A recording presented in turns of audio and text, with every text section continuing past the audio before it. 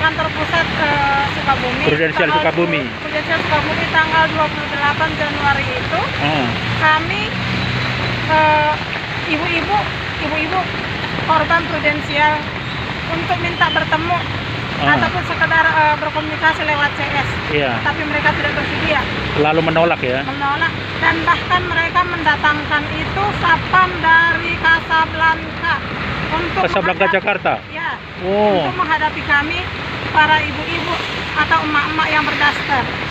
Oh, udah berdasar duluan di sana ya? Di sana belum sih sebenarnya berdastar, tapi cuma kan kami selalu emak-emak berdaster. Oh. Itu karena emang itulah. Ada berapa orang yang datang waktu itu? Kami datang. Ada 10 kah? Nggak sampai 10, ada sekitar 7 orang. Tapi security-nya datang dari Jakarta ya? Didatangkan itu dari Jakarta. Benar-benar mereka berlindung, padahal kita yang dirugikan ya. Kami berkomunikasi sama security yang dari Jakarta Casablanca itu. Dia ngomong katanya Pak Franky-nya isoman. Nanti dihubungin. Alasannya isoman. Nanti dikasih tahu kapan bisa bertemu. Setelah kami menunggu kurang lebih dari 2 bulan, ternyata jawabannya sama. Tidak mau bertemu. Tidak mau bertemu. Padahal dibikin alasannya kena COVID gitu. Kami tanya baik lewat WA, dan lewat WA itu yang security yang dari Jakarta itu tidak mau menjawab. Tapi setiap yang kami chat itu dibaca tapi nggak mau respon ya. Biasa ya. Sukabumi berarti mungkin penjualan udah sangat drop kali Sukabumi ya, penjualan prudensial. Setiap hari itu katanya itu ada tutup polis. Oh, tutup polis setiap hari. Setiap hari itu ada tutup polis. Makanya sampai kantornya kosong gitu ya? Sampai kosong itu, CS-nya aja tidak ada. Tidak ada. Padahal di Sukabumi PPKM level 2 juga ya? Level 2. Seharusnya udah bisa buka ya? Udah bisa buka ya? Kayaknya Sukabumi banyak banget ya. Agen-agen apa responnya agen-agen Sukabumi? Saya pribadi ya, saya kan minta surat pernyataan itu sebenarnya nggak susah dari agen saya. Udah dapat? Udah. Oh, udah dikasih? Dan, tidak susah. Bahkan si kakak itu ngomong begini, kalau emang membantu surat pernyataan saya itu buat mencairkan dana klien yang udah masuk, yang udah disetor, saya siap membantu. Apalagi yang perlu saya bantu. Oh iya. Begitu. Setelah 3 hari dari surat pernyataan yang dikasih, saya kan tidak tahu tadinya itu bahwa fotokopi KTP si agen itu termasuk persyaratan. Oh iya. Setelah 3 hari saya datang lagi. Udah nggak mau? Setelah 3 hari datang lagi, si kakak itu ngomong begini, nanti jangan datang lagi ke sini, saya udah ditekan sama Pak Franky. Oh, jadi mereka juga menekan agen-agennya juga ya? Kan saya menagih janji kakak yang seperti kakak bilang kemarin. Apa aja yang persyaratannya dari saya siap membantu. Tapi ini baru 3 hari kakak udah beda lagi pendapatnya, begitu kata saya. Saya udah ditekan dari pusat, dari Pak Franky, udah nelfon, udah disuruh saya nggak boleh saya mengasih surat pernyataan itu sembarangan.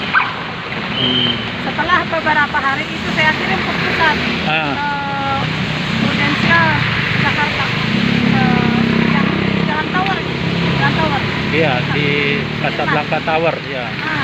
Saya kirim berkas saya itu dari Jakarta langsung ada telepon bahwa kata CS-nya itu saya memaksa buat meminta surat pernyataan agen saya. Tapi nggak ada buktinya. Saya nggak pernah sebelum saya minta surat pernyataan sebenarnya sama agen saya, di mana saya memaksa. Saya datang hari itu juga dikasih surat pernyataan. Dan mereka juga nggak ada bukti bahwa kita memaksa ya. Mereka selalu minta bukti kan. Dan buktinya itu ada videonya sama saya. Cuman kemarin itu Prudensial Pusat itu minta kebesaran itu. Saya kirim lewat email. Nggak bisa kekirim ya. Gigabyte-nya ya. Cuman dari pusat kan saya minta kalau emang itu saya kami memaksa kepada agen, Uh-uh. kami minta surat pernyataan itu, kami memaksa tolong pertemukan saya Dengan sama agen, agen ya. saya, termasuk yang orang-orang yang pernah datang ke rumah saya membujuk rayu saya, yang termasuk itu Pak Prengki, yang keempat itu. Oh, tolong Pak Prengki pertemukan sempat saya. juga ketemu ya sebelumnya ya? Bukan, itu istrinya kalau nggak salah. Oh, oke. Tapi Saya minta dipertemukan itu Ah. di kantor prudensial, nggak apa-apa, nggak di rumah saya juga, di kantor prudensial kita begini aja. Tapi mereka nggak bersedia menemui kami. Nanti akan diagendakan, tapi nyatanya sampai hari ini nggak pernah. sama seperti saya juga, mereka nggak pernah mau mempertemukan saya dengan agen saya. Banyak aja alasannya ya. Aduh. Mereka 1000 cara, 1000 Iya. ini buat menghindar dari nasabah-nasabahnya. Ya. Padahal udah jelas-jelas kita ingat kok apa yang mereka kasih Iya. tahu. Dulu kan orang itu datang ke kita itu menawarkan itu asuransi pendidikan sama Pendidikan. investasi. Yang Nyatanya sampai hari ini nah, prudensial sendiri nggak ada itu mengadakan Asuransi investasi pendidikan. sama pendidikan. Mereka tidak sanggup itu mengeluarkan polis. ya. Jadi kita benar-benar dibohongi, kita dijanji manis ya. Padahal faktanya udah tupol itu. Udah tupol. Sudah Tupol. Kembali berapa persen? 30% loh. 30% kembali. Berarti dipotong 70% ya. Itu berapa polis? 4 polis. Waduh. Oh, lumayan gede dong Saya ruginya. ikut 4 polis itu atas nama suami saya 1 polis, tertanggung anak saya paling besar Reza Christopher Sinabutar. Atas nama saya pribadi 3 polis, Oh. 1 itu kesehatan saya, 1 investasi yang dulu ditawarkan sama saya, yang ketiga itu atas nama saya sendiri, tertanggung anak saya paling kecil itu atas nama Rory Benedictus Jenan Sinabutar. Berarti kalau total yang rugi bisa ratusan juta dong. Sekitar hampir kurang lebih 90 juta lagi belum keluar uang saya. 90 juta ya. Tapi udah tutup, tempat-tempatnya udah tutup. Udah. Ada yang udah sampai 10 tahun. Jalan 9 tahun atas nama saya pribadi kesehatan. 9 tahun ya. 90 jutaan kan, padahal itu bagi kita sangat berarti sekali ya. Karena untuk uang sekolah ya. Mereka itu menawarkan itu kan 10 tahun Iya, menabung. Di tahun ke-10 itu bisa cair. Asal ada disisain 1 juta itu dapat manfaat kita kesehatan seumur hidup. Padahal nggak benar ya. Nyatanya bukan seperti itu. Harus bayar seumur hidup. Harus bayar itu seumur hidup, harus mau kita donatur prudensial itu seumur hidup. Mereka membohongi kita berkali-kali. Selama puluhan tahun dibohongi. Selama puluhan tahun, hampir 9 tahun lah saya sebagai nasabah Dibohongi. prudensial itu. Setiap bulan gitu kan kita bayar. Saya store, bahkan di dalam masa COVID-19 orang minta itu istirahat buat pendidikan. Kalau saya enggak, Setor ya. saya pingin itu beres, dalam 10 tahun saya pingin beres.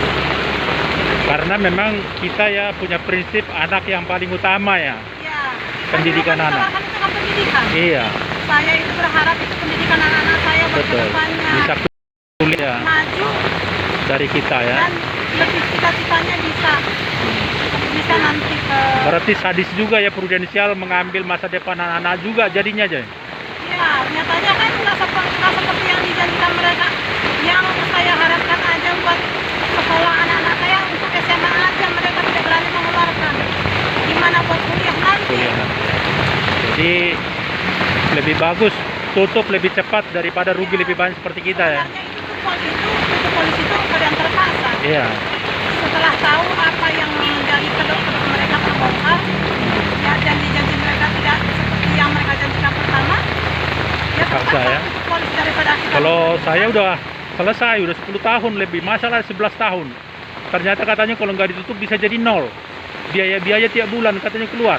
Jadi daripada hilang semua tutup dulu gitu, nanti baru tutup lagi sekarang. Dan saya pikir masalah saya belum selesai. Mereka kan bilang udah mantan nasabah, enggak.